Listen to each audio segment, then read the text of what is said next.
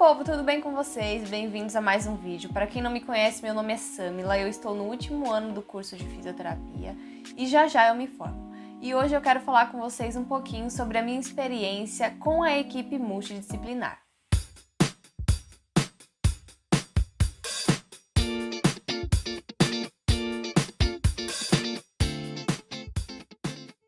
O tema de hoje é um tema que eu acredito que vai complementar muito sobre os outros vídeos que tem aqui no canal. Então, depois passem nos meus vídeos falando sobre a minha experiência no estágio hospitalar, que vocês vão entender do que eu estou falando. E hoje eu quero fazer um vídeo mais direcionado. Então, hoje eu quero mesmo falar sobre a minha experiência com a equipe multidisciplinar. Para quem me conhece, sabe que para mim, Samila, a fisioterapia ela precisa ser humanizada. E não adianta fazer só o básico e não adianta fazer de qualquer jeito. Para mim não funciona desse jeito. Então, trabalhar, por exemplo, na neuroadulto, que é agora onde eu estou no hospital, para mim foi um baque muito grande. Muito grande. Eu estava na pediatria, onde tudo era maravilhoso, onde tudo era lúdico e onde tudo era mais fácil. E do nada eu subi de andar, então eu estava no 3º andar, eu subi para o 4º andar. E lá é totalmente absurdo, parece uma outra vida, parece uma outra coisa, assim. É simplesmente horrível. Então, tem paciente que não tem nem roupa para poder sair do leito para deambular no corredor ou deambular no quarto. Então, isso acaba 100% afetando nas nossas condutas e objetivos, né? E aí tem aquela questão da humanização, né? Você tem que fazer um acolhimento muito maior com pessoas, com pacientes no geral, por exemplo, que não tem onde dormir, que acabou de ser abandonado pela família, tem um diagnóstico terminal, de uma doença terminal. Então, tem vários assuntos que eu quero destrinchar aqui nesse vídeo e eu espero que vocês gostem. A primeira coisa que eu quero falar com vocês é sobre a minha experiência. Então, eu tive a experiência tanto em adulto quanto na pediatria. E como eu falei para vocês, dei essa introdução, né? E é totalmente diferente, né? A primeira coisa, vou falar um pouco da pediatria. A pediatria é tudo muito bonito, é tudo muito lúdico. Claro, tem uma questão ou outra que pega mais, que você fica extremamente comovido e que você já tem aquela noção de que não tem muito o que fazer, né? Mas mesmo assim, precisa deixar de ser humanizado? Isso é uma pergunta que eu vou deixar aí vocês responderem, porque para mim precisa ser humanizado. Não tem como eu fazer um atendimento mecânico ou só fazer, tipo, levanta e abaixa a perna e é isso, acabou a físio e tô indo embora. Pra mim não funciona assim, eu não consigo. E sim, tem toda aquela dinâmica do hospital, de um atendimento de 15 minutos e tudo mais. Porém, mesmo assim, não tem necessidade de ser uma coisa mecânica, uma coisa que você não tem sentimentos, que você não tá ali entendendo a dor do paciente. Então, tem várias questões que, quando eu fui para adulto, foi totalmente diferente, né? Em adulto, as coisas são mais... Eu não tenho palavras para falar, mas é tudo mais seco, é tudo mais concreto, não tem nada assim que você consiga ter uma válvula de escape, sabe? Então você entra num ambiente totalmente depressivo, num ambiente seco, onde não tem felicidade, onde não tem nada. E é isso, e você tem que aprender a conviver com isso. Então, tanto para os pacientes quanto para os profissionais, eu acho que acaba ali entrando na rotina essa questão de depressão, de ser um lugar ruim, de ser um lugar onde você não consegue fazer muita coisa boa, essas coisas assim. Então, na pediatria, eu recebi um paciente, atendi um paciente que ele tinha acabado de ser abandonado pela família e todo mundo se apaixonou por ele, né? O hospital inteiro ficou sabendo que essa criança foi abandonada e que estava passando por necessidades e que a criança estava desnutrida, que ela precisava de várias questões. E aí, todo mundo se apaixonou por ele. Então, essa criança foi muito mimada. No primeiro dia, ele recebeu brinquedos bons da Fisher-Price, recebeu roupa de todos os tamanhos, todos os jeitos, uma mais linda que a outra, coisa mais maravilhosa do mundo. E principalmente recebeu acolhimento, amor, carinho. Então recebeu aquele calor humano que ele não teve durante a vida dele até ele chegar no hospital, entende? Então isso foi muito bom. Isso é humanização. Isso é você se doar o seu tempo e ficar ali com o paciente e poder compartilhar um pouco da sua vida com aquele paciente, ser, obviamente, ético, né? Então entender até que ponto que você pode ou não interagir com o paciente, se envolver realmente. Já em adulto, eu cheguei no primeiro dia e eu já senti aquela atmosfera totalmente ruim, assim, uma atmosfera pesada, cansada, fria, sabe? Uma coisa que eu não sei nem explicar. E eu cheguei lá, fui atender o meu paciente descobriu que foi abandonado pela família, então a coisa que ele menos queria fazer era fisioterapia. E chegou quem? Eu.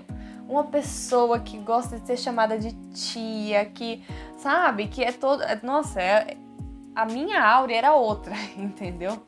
Então, para conseguir fazer a fisioterapia com ele foi muito difícil.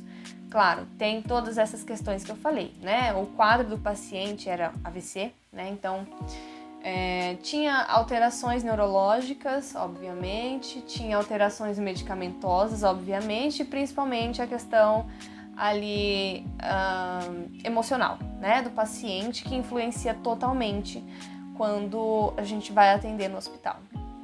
Então, a minha primeira sessão com ele, não sessão, né? Mas o meu primeiro atendimento com ele foi horrível. Horrível, porque ele não queria fazer nada, ele não queria conversar e eu tentava de todos os jeitos acolher mesmo, né? Então, tentar conversar com ele, óbvio, deixar ele no tempo dele, mas mesmo assim não adiantou, né? E aí eu solicitei o pessoal da psicologia, né? Os psicólogos do hospital, e eles falaram que não era um caso de prioridade. Então, se o paciente estava mal, não tinha o que fazer, entendeu? Então, todo mundo ali teve que se virar nos 30 para conseguir deixar esse paciente o máximo possível estável e bem, né? Porém, o tratamento com ele, o tratamento que eu digo, tratamento de pessoa para pessoa, então o jeito que eu estou te tratando, em relação à educação, moral e outras coisas. O tratamento com ele era um tratamento seco, então a fisioterapia mesmo era a única profissão ali que realmente enxergava ele como um ser humano. Então as outras profissões era tudo muito mecânico. O senhor vai ter que tomar esse medicamento agora, e é isso. Ou não tinha nem isso, né? Já chegava, já colocava a agulha, já colocava lá o remédio, e é isso, né?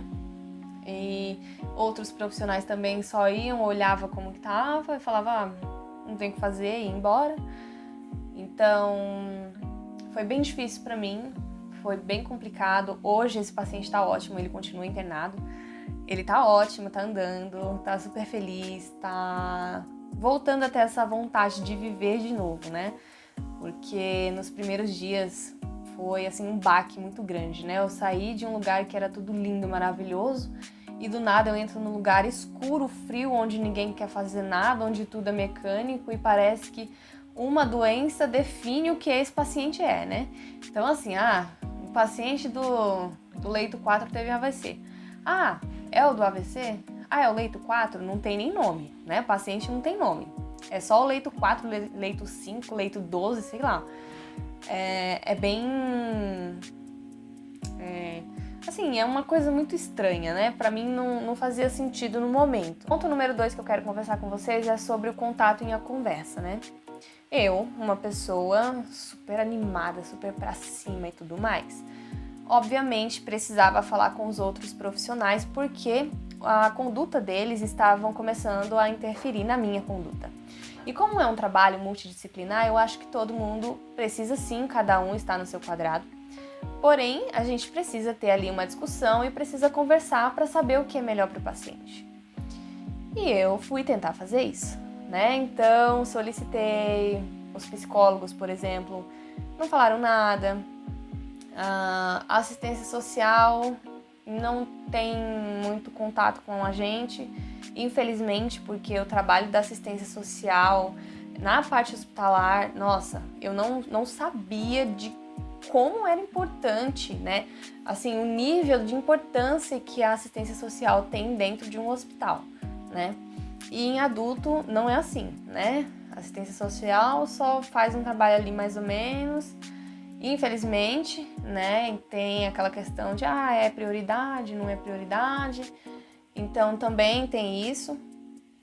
E eu tentei, de todas as formas, fazer ali um contato e uma conversa, principalmente em adulto, porque a gente precisa que o paciente tenha tomado banho, por exemplo, já tenha tomado café, já tenha mudado de posicionamento, já tenha, sei lá, já tenha passado o horário de medicamento. E tudo isso eu sei que é voltado para a enfermagem, mas eu não estou falando só da enfermagem, tá? Estou falando de todos os outros profissionais também. Já na pediatria era tudo muito mais fácil, eu conseguia falar com todo mundo se concordava, todo mundo entendia e eu ainda, até hoje, ainda não entendo o porquê dessa diferença tão drástica entre adulto e pediatria, né? Infelizmente é o mesmo hospital e são os mesmos profissionais, porém tem uma questão aí que eu, até o final dessa bateria, eu preciso descobrir o que é. E se eu descobrir, eu venho contar pra vocês, mas até agora continua essa dúvida aí na minha cabeça. Tem também aquela questão de separação de profissionais, então médico só fala com outro médico especialista, enfermeiro só fala com técnico e fisioterapeuta fala sozinho. É basicamente isso. Em pediatria não, em pediatria é mais fácil. Então, a terapeuta ocupacional era ótima, a gente super conversava. O chefe de enfermagem era ótimo, a gente conversava demais também, a gente tirava dúvida. Os enfermeiros também eram ok. O pessoal da nutrição também ótimo. O pessoal da nutrição infantil é incrível, o trabalho deles é excelente. Em adulto não, em adulto é só um pão, um chá e é isso. De medicamentos são só os mesmos medicamentos também, mas o modo de aplicação também é um jeito que acaba afetando a nossa conduta. Então, por exemplo, quando o paciente tem uma injeção no abdômen, então chega lá, dá a injeção e aí faz de qualquer jeito e dá o reflexo, ou o paciente começa a sentir dor e a gente tem que parar a nossa conduta porque foi horário de medicamento e a gente não pode mais continuar. Então tem isso também, né? Então a gente devia sim conversar com a equipe, falar, consegue esperar um pouco o medicamento, já que tá atrasado meia hora, não custa atrasar mais 10 minutos, por aí, sabe? Então, essa questão de conversa, né, de aproximação com os outros profissionais em adulto, para mim, também ainda não existe e não é eficaz. E o outro ponto dá certo essa questão de equipe multidisciplinar, de conversar, de fazer reunião e tudo mais? Para mim, Samila, na pediatria, sim, deu certo, a gente conseguiu conversar, a gente conseguiu alinhar tudo bonitinho para o paciente. Agora, em adulto, não rola. Em adulto, eu não consigo conversar com o enfermeiro, não consigo conversar com o médico, não consigo conversar com o psicólogo, não consigo conversar com o assistente, e eu não sei o porquê, não sei mesmo. Tinha muito essa questão de, é porque é estagiário e tudo mais, porém não é isso, né? Porque eu também era estagiária na pediatria e eu era escutada, e agora em adulto não. Então, tem ainda essa questão, essa dúvida que eu falo pra vocês, porém eu não sei o que é, né? Então, dá certo? Não sei, né? Uma hora dá certo, outra hora não dá certo. E eu não sei o que é que faz dar certo e o que não faz dar certo. Não sei, irei descobrir. Pode deixar. O que pode melhorar, gente?